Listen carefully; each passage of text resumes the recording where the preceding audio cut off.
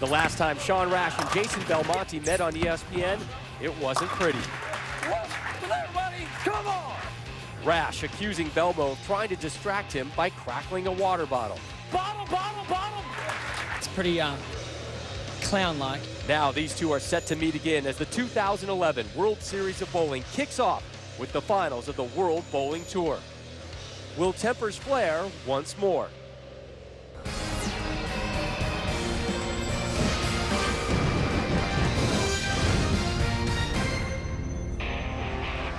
Welcome to opening day in the PBA. The 2011-12 season kicks off right now from Las Vegas with the GEICO World Bowling Tour Men's Championship presented by the PBA. This year, the PBA and the World Tenpin Association created the World Bowling Tour. 8 tournaments held in 7 different countries determined today's final 3 competitors, and it was a tight race across the globe. Mike Fagan, Osku Palermo on the outside looking in. There's your 3 finalists, Belmonte, Rash, Koivuniemi. And thrilled you're with us as we kick off the 53rd season of the PBA. Rob Stone and the Hall of Famer, Randy Peterson, back here with you. And what a show we have to begin this season. Last year, Mika Koivuniemi, far and away the most dominant player in the PBA, won Player of the Year honors. He's your #1 seed in the opening show of the season. But before he takes to the hardwood, 2 of the best young talents the PBA has to offer, who, oh, by the way, just happen to be caught up in a little bit of a heated rivalry right now. Go through it. Well, that's an understatement. You're right, Robin. It all started back in Chicago in the summer. But here at the World Series of Bowling, Rash and Belmonte have totally dominated. Each player making 6 telecasts with a lot of animosity along the way. They're going to have to face each other a minimum of 3 times on television. Isn't it fitting, though, that here in Las Vegas, the boxing mecca of the world, we get to watch these 2 young guns square off. Round 1 coming up. Put up your dukes, ring the bell, let's roll. So Belmonte, your 3 seed to take on the 2 seed, Sean Rash, and the reigning Player of the Year, Mika Koivuniemi, waiting for the winner in the title match. The 2011 ESPY Award winner for Best Bowler from Orange, New South Wales, Australia, Belmo, Jason Belmonte. There's Jason and Sean exchanging perhaps an uncomfortable handshake there before we begin things. I'm quite surprised that happened, to be honest with you. Why is that? Given everything that's happened for the last 4 months or so. Chicago here at World Series Bowling. A lot has gone on between these 2 players. First ball of the season. And that's a good one.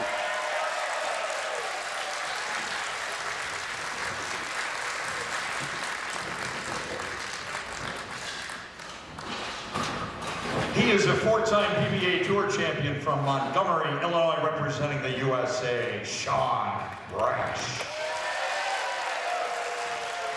Well, Mika Koivuniemi is your reigning Player of the Year and your #1 seed today, Randy. But if you're talking right now over the course of the last couple weeks here in Las Vegas, the best bowler on the planet is that guy wearing yellow. Totally dominated the World Series of Bowling.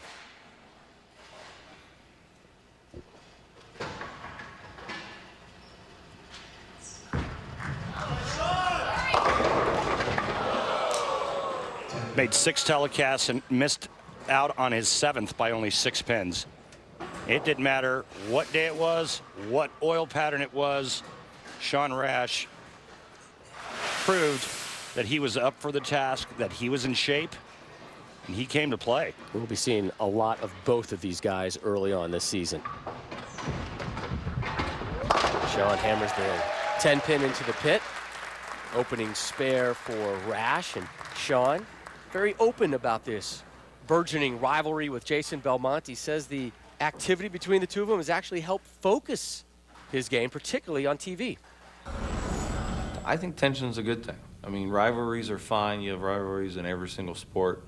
You know, the competitive nature in our bodies when we're on the lane is a different side of us when we're having a coffee or lunch or dinner. You know, the things with Jason, in my opinion, need to move on. You know, it happened 6 months ago. It really hasn't affected me a whole lot. And I told Jason the other day I need a little spark in my ass, and I've got it, and I'm ready to win again. And I kind of got a little complacent to where I was just getting there, but I would lose a little focus on TV. And you know, Jason gave me that little focus, and I told him that. I said, look, it's something that I needed, and I appreciate it. That focus has been absent for nearly 4 years, hasn't won since the USBC in Milwaukee, the Masters there. Rash with the strike there in the second. He's made a lot of TV shows, but just kind of seems to lose that focus, loses that energy. Hence the reason he hasn't won in a while. Here's Jason Belmonte striking the first.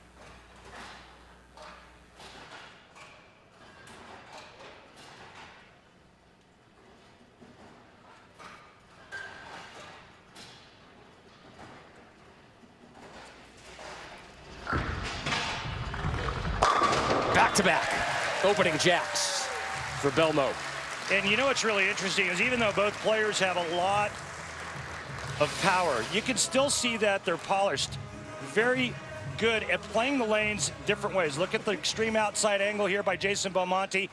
Obviously, with that amount of revs, he has to apply speed to the bowling ball to keep it on line.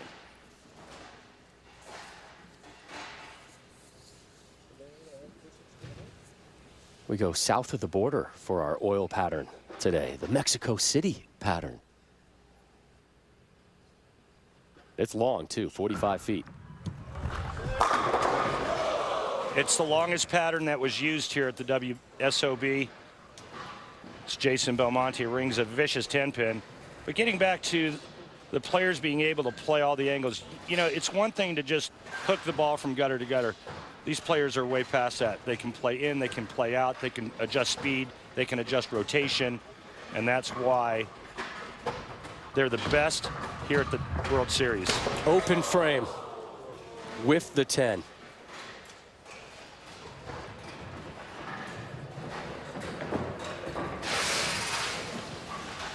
Well, and you saw him practicing 10 pins prior to the start of the telecast, and the reason is to make sure that the footing is good on the outside part of the approaches, and Jason Belmonte just gets up and whiffs. So Rash steps up, bottom of the third, as you saw his arsenal right there. Whoop. And a balk from Sean. Not the first time we have seen this on television from him. I don't know if it's the nerves, voices in his head, something between the ears always seems to creep up when he's on TV.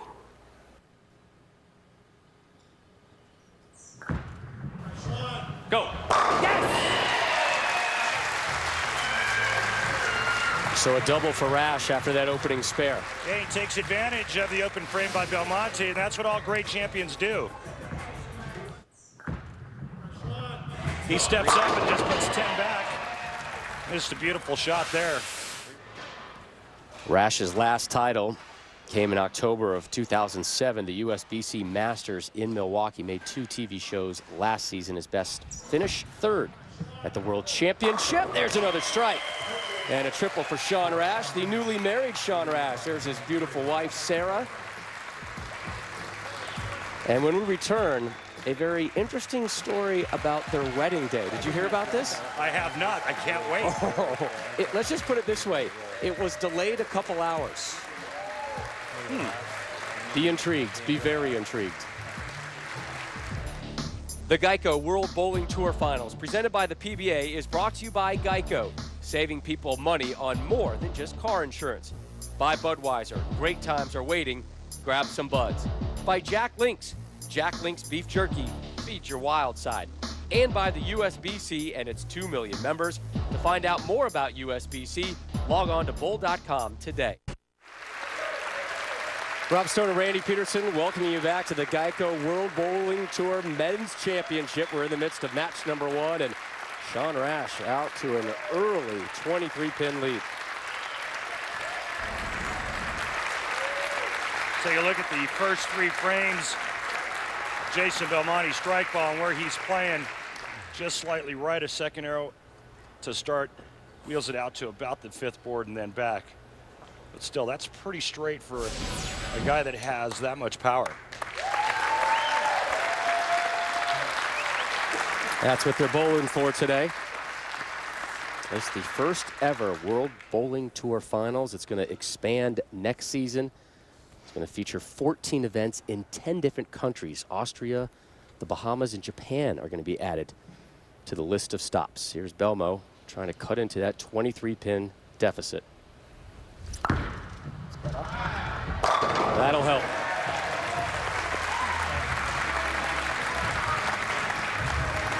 So a strike after that open frame in the third. Belmo has taken these recent accusations very personally, going back to the whole water bottle fiasco with Sean Rash and events in the past. And he wants to make sure that his version of this story is heard. I have a lot of people now accusing me of maliciously putting people off and trying to cheat by popping a water bottle. And it's not only disrespectful to me and my talents, but it's also very hurtful, because to insinuate that I would ever cheat, I mean, especially like if I'm going to cheat and I put you off, I'll throw the bottle at your head to make sure you miss. You know, I'm not going to pop it before you even start walking on the approach. I mean, you know, and that has definitely sparked a lot of I guess you could say haters. You know, the ones who maybe weren't so brave to say something once upon a time have now come out and you know, voiced their opinion about me. And like I keep saying to everyone, if you don't like me, I do not have a problem with that. I really don't. But don't hate me because you think I'm a cheat, because I am as far from that as you could possibly imagine. And you can see it from his expression. You can hear it from his voice. He really has taken these accusations very personally and wanted to make sure that he is defended properly. Oof. Now the first real big challenge today for either competitor. And he's looking at back-to-back open frames on the left lane, the 2-8-10. I've made it once in my entire career, so it's not something that, you know, you look at making. So this shot here looked like it was just fast and not a lot of hand in this shot. As you see the ball hydroplaning, it never dug in or grabbed the lane surface.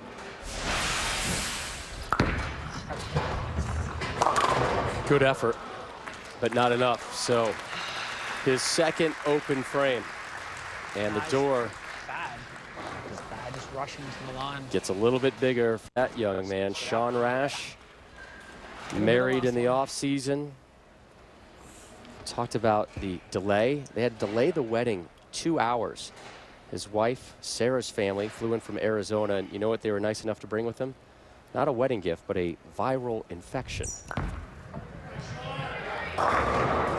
Ooh, messenger just missing the 10. So the viral infection comes, you know, grandma runs through something, then it goes through grandpa, goes through stepfather, goes through everybody, and it finally hits Sean. And when I say hit him, I mean it hit him. Without getting into details, so bad they had to bring in a paramedic on his wedding day. So the paramedic comes in and they said, buddy, we got to get you to the hospital. He said, I'm not going to the hospital. So they gave him a little blue pill. Not that one, Randy, another little blue pill to calm down his stomach. Pumped him up with liquids and basically said, look, just give me something so I can keep everything inside me for 20 minutes so I can go out there and get married. Wow, talk about putting a damper on the honeymoon, huh? I said he was the most sober guy in the building, but he was able to get married, and I think the marriage is working just fine for his bowling game, if his time here in Vegas is any indication.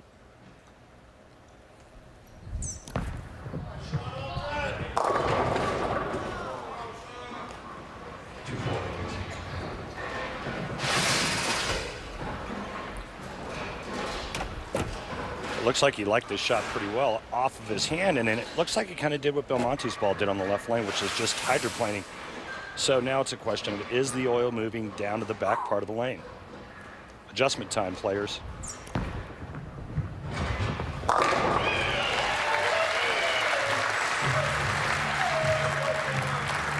Third spare of the outing for Rash. His lead is at 31.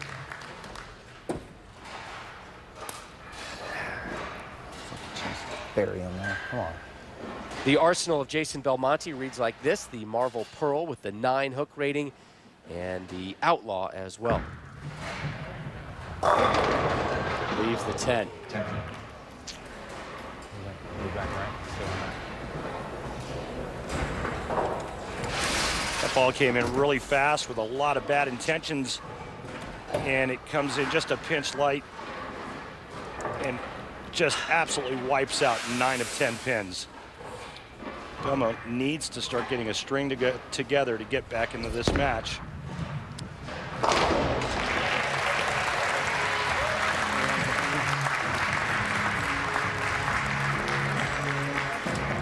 He's been working on a couple things with his game, as you see Belmo down 31 as we approach the 7th. He's been working on the pitches with his fingers. They've changed a little bit. Cadence in his approach, much more relaxed. Back leg, a big issue. Used to come up a lot on him. He's been working on keeping it low or at least planted to help his balance.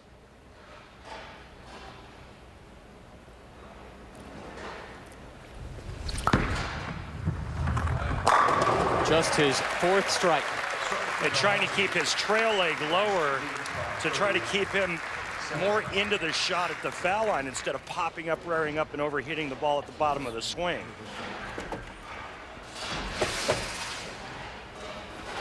Well, watch his trail leg. See how it stays a little bit lower than we're used to seeing. When he really gets after it, he has a tendency to kick that right heel up in the air, and it makes him a little over-aggressive. Rash in the 7th can't get them all to go, so he's now looking at back-to-back-to-back spares.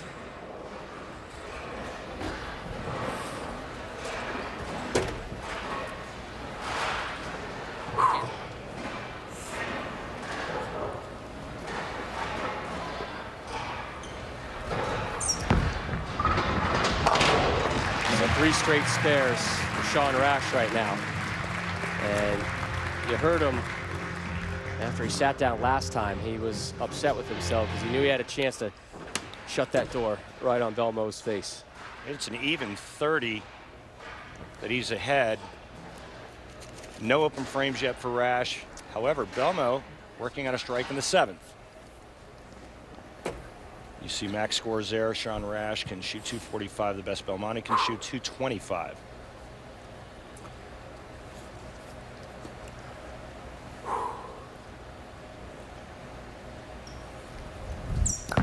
Oh my God. Didn't like it. Messenger kicks the 10.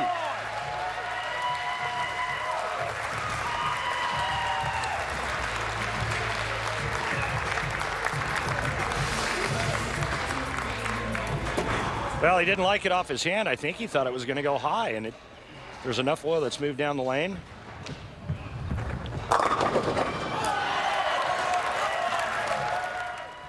Enough oil's moved to the back part of the lane, Rob, that held that on line. So both bowlers now with 4 strikes. Belmo to close out the 8th. Oh, Messenger. There's a tomahawk chop on the 10. That was just nasty. I mean, watch this. There's like a riot over into the 10-pin spot.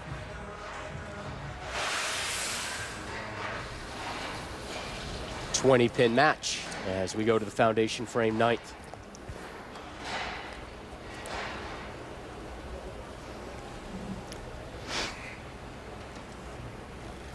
Looking for 3 in a row.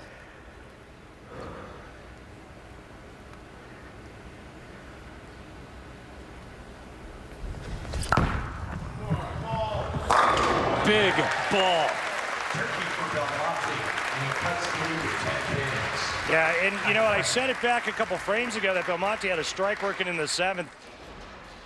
Keeping in mind that 2 more strikes and he can cut this deficit to 10 pins. It's exactly what he's done. Remember, Belmonte can strike out in the 10th frame and shoot 225.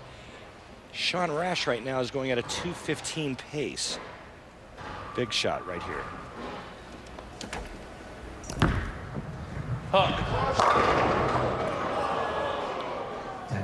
That was close to being a 7-10. All right, well, he's not done. With a spare here, Sean Rash can strike out in the 10th frame, and he'll force Belmonte to do the same, and we will have a tie.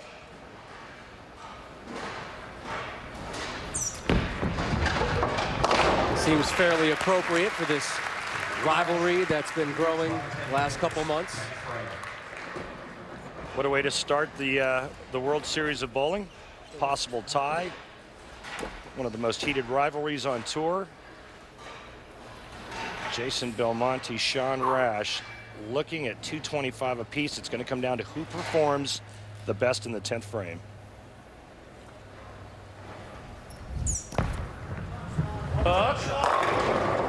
Messenger drops the 10 in the pit.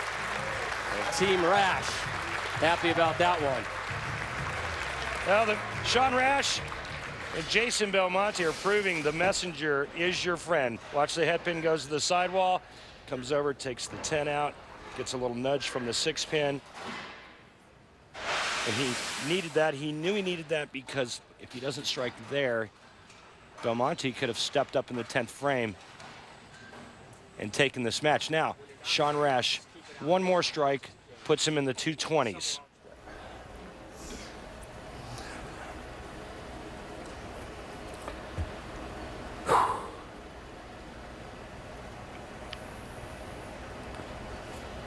Five strikes for Rash, Randy. 4 of them have come on this left lane.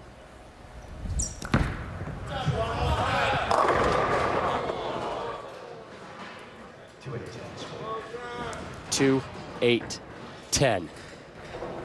Advantage, Belmonte. Sean Rash is going to try to get 2 here. That'll put him at 214. That would make Jason Belmonte get the first strike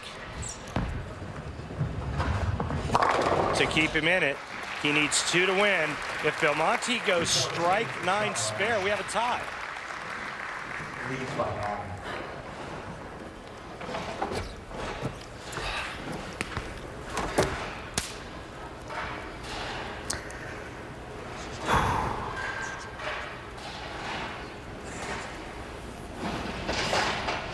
A must-strike situation for Belmonte.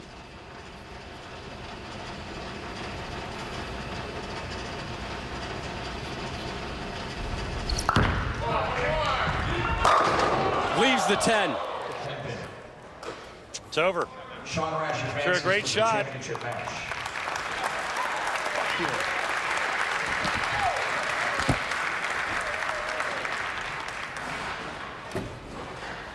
Belmonte will close it out.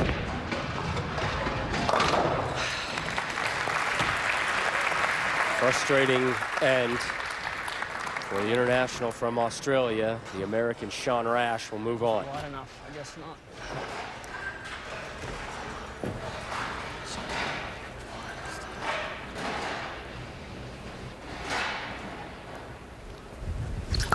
Oh, Jason. Thanks, everybody. Good luck to the last one, mate. Great shot, man. All the best. Great shot.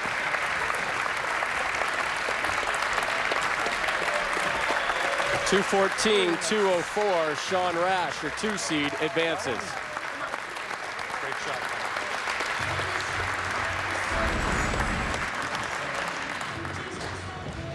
Two open frames by Jason really cost him. He's standing by lane side with Randy Peterson.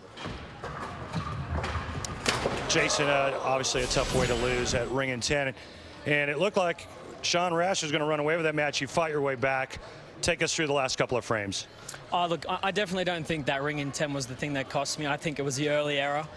You can't be missing spares. And you know, and I'll take what I can from this and definitely try not to do that again. But, you know, I stood up. I visualized what I wanted to do. And if there was any criticism on that last shot, it was just a hair left. I mean, it just didn't quite get right enough to get the right angle in. But that would probably strike 99 out of 100. So, you know, like I said, I'm happy with that last shot, but well, not to be.